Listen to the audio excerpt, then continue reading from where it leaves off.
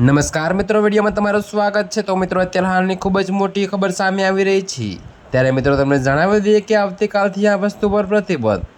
જી હા મિત્રો, અત્યારે હાલની ખૂબ જ મોટી ખબર સામે મળી રહી છે। ત્યારે મિત્રો તમને વધુમાં વિગતવાર જણાવી દઈએ કે ગુજરાતમાં 6 ઓગસ્ટથી એનાલોગ પનીર, ચીઝ અને બટરના ઉત્પાદન, વેચાણ અને વિતરણ પર સંપૂર્ણ પ્રતિબંધ મુકાયો છે।